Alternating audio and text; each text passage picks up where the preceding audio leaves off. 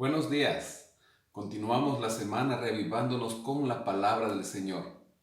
Hoy nos corresponde estudiar el segundo capítulo del libro de Esdras.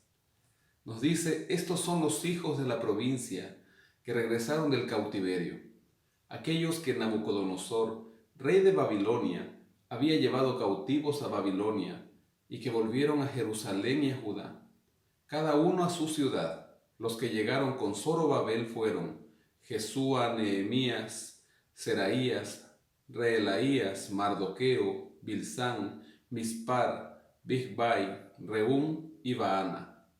El número de los hombres del pueblo de Israel fue, y desde ahí empieza a mencionar algunas listas muy interesantes. Desde el versículo 3 hasta el versículo 20, Esdras empieza a mencionar la lista de acuerdo a los clanes que estaban regresando desde Babilonia.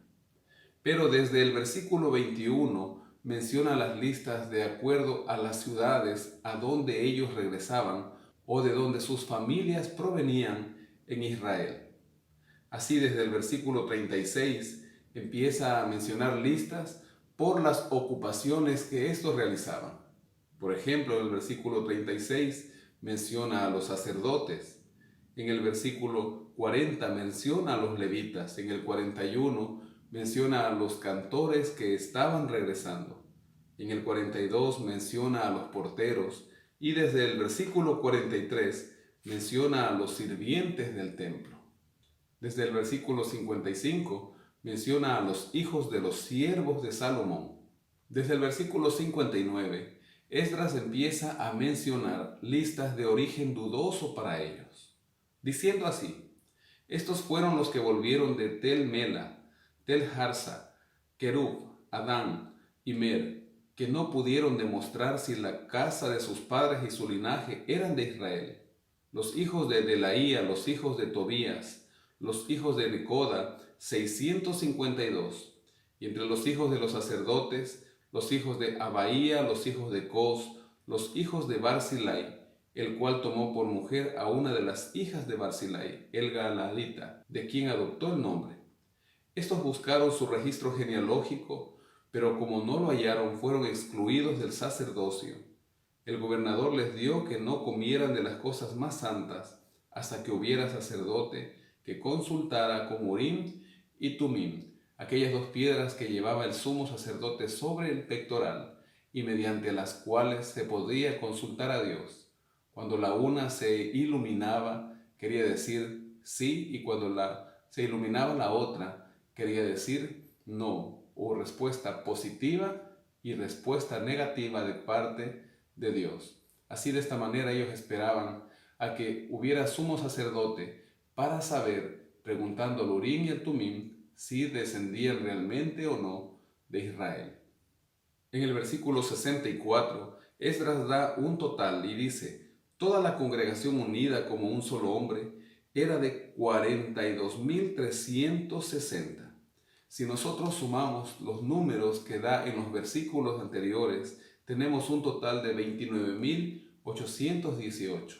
Hay la posibilidad que en la suma total Él haya incluido a las mujeres y a los niños, y por eso es diferente a la suma de todos los que vinieron familia por familia, clan por clan, ciudad por ciudad, de acuerdo a los versículos anteriores.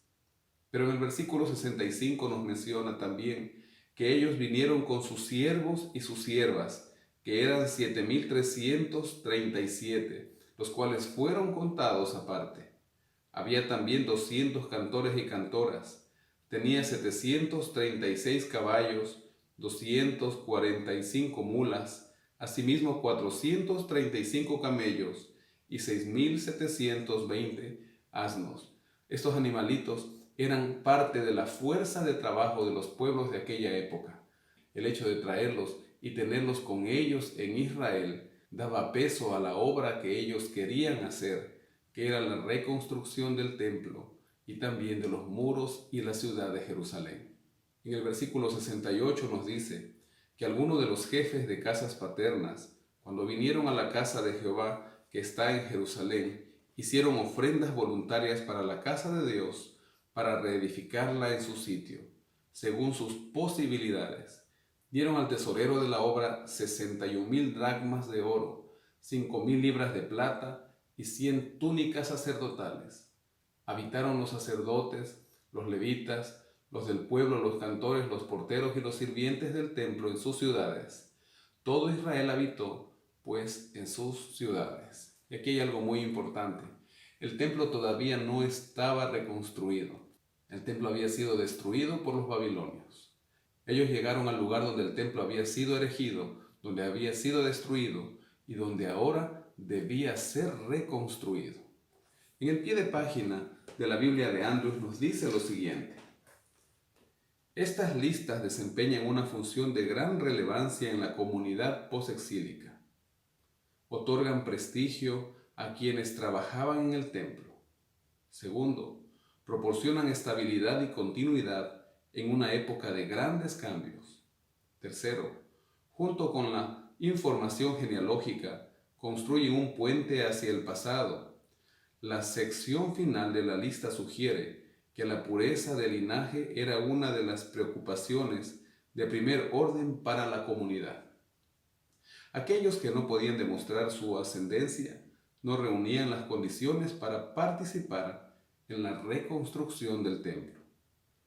La experiencia de la destrucción de Jerusalén y el subsiguiente destierro en Babilonia había estado íntimamente ligada a la desobediencia a los mandamientos de Dios, de modo que esta vez los líderes de los repatriados quieren asegurar de seguir los mandatos divinos.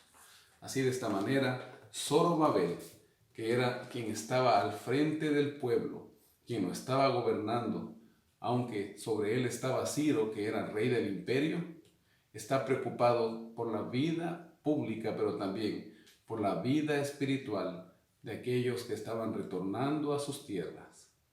Hoy nosotros no podemos saber si pertenecemos o no a alguno de aquellos linajes israelitas, pero sí, por gracia de Dios y por el ministerio de Cristo, sabemos que somos real sacerdocio, nación santa, y pertenecemos a aquel linaje que está esperando el retorno de Cristo y recibir la Canaán celestial. Te invito a orar en este momento para que el Señor nos acompañe y para que nosotros hagamos su voluntad durante toda esta jornada. Vamos a orar. Oh Padre, gracias porque podemos ver en la historia cómo tú cuidaste a tu pueblo. Hoy nosotros, Señor, pertenecemos a aquel pueblo que espera el regreso de Cristo. Sabemos que vivimos en los momentos cruciales antes de su retorno, antes de su venida. Señor, te pedimos que en este día, que en los días venideros, nosotros mantengamos aquel sacerdocio, aquel linaje escogido, simplemente porque tú tienes misericordia de nosotros y en tu misericordia lo has querido así. Señor, te pedimos que en esta mañana tú nos guíes y durante todo este día. Y Padre, que todos nuestros problemas y dificultades los pongamos en tus manos. Pedimos tu dirección y compañía en el nombre de Jesús. Amén. Que el Señor te bendiga y te dirija en todo este día.